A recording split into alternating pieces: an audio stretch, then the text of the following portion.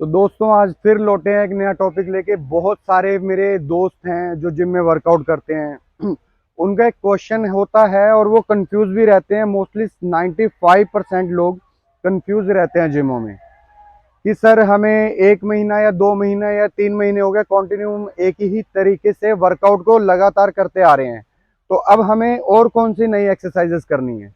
तो आज मैं सबसे पहले बात करता हूं, मैं बिगिनर की बात नहीं करूंगा। बिगिनर के लिए सिर्फ आपको बेसिक एक्सरसाइजेस करनी है, उसमें आपको कोई टेक्निक्स यूज नहीं करनी है, आपको अपने पोस्चर पे वर्क करना है।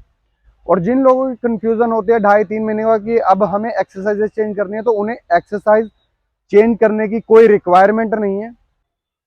तो जिन लोगों को 2.5 से 3 महीने हो चुके हैं वर्कआउट सेम वर्कआउट करते हुए, तो उन लोगों को मैं बता दूं उन्हें वर्कआउट में एक्सरसाइजेस बदलने की कोई ज़रूरत नहीं है। उन्हें अगर बेटर रिजल्ट चाहिए तो उन्हें अपनी टेक्निक्स चेंज करनी चाहिए। टेक्निक्स चेंज करने में काफ़ी तरह की टेक्निक्स आती हैं जिनके बारे में मैं आपको बताऊंगा।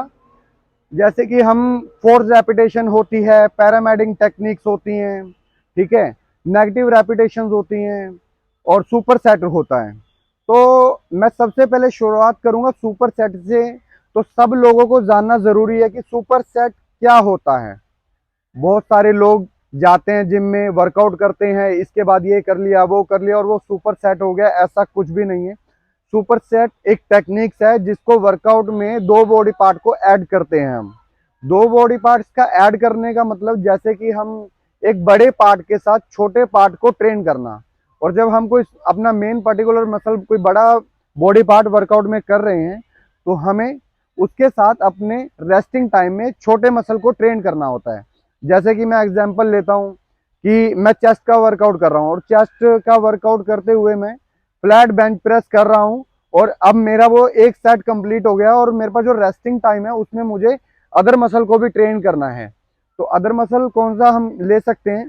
हम छोटा स्मॉल मसल लेंगे, बाइसेप्स ले लेंगे, क्योंकि ऑपोजिट मसल है। नॉट हम कभी सेकेंडरी मसल नहीं लेते क्योंकि आपका सेकेंडरी मसल ऑटोमेटिक वर्क कर रहा होता है। तो इसलिए हम एक बॉडी पार्ट के साथ दूसरा बॉडी पार्ट को ऐड करते हैं और उसे हम रेस्टिंग टाइम में ट्रेन करते हैं। तो आपको अपनी टेक्निक्स पे वर्क करने की रिक्वायरमेंट है। तो 1 वीक आप सुपर सेट, 1 वीक आपको फोर्स रेपिटेशन करनी है। तो इस तरीके से अलग अलग चैप्टर होते हैं। तो मैं आने वाली सारी वीडियोस में आपको ये अलग अलग चैप्टर बताऊंगा कि कौन सी टेक्निक्स को किस तरीके से आपको करना है।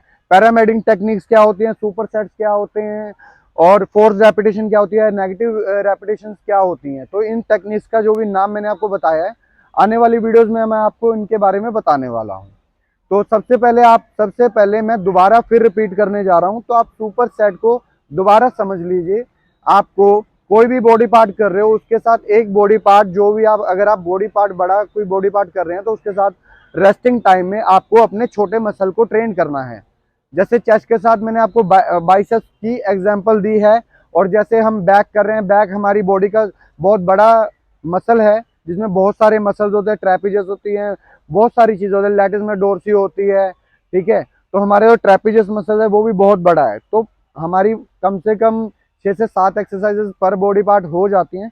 तो आप अगर बैक का वर्कआउट कर रहे हो तो उसके साथ आप ट्राइसेप्स को ऐड कर सकते हैं सुपर सेट में। और जो आपको ट्राइसेप्स करना है वो रेस्टिंग टाइम में करना है। तो ये मेन कॉन्सेप्ट है जो आपको पता होना चाहिए। कंटिन्यू वर्कआउट करना सुपर सेट नहीं होता। एक बॉडी पार्ट के साथ छोटे मसल को रेस्टिंग टाइम में ट्रेन करना चाहिए, उसे हम सुपर सेट बोलते हैं। तो अगर आपका कोई भी क्वेश्चन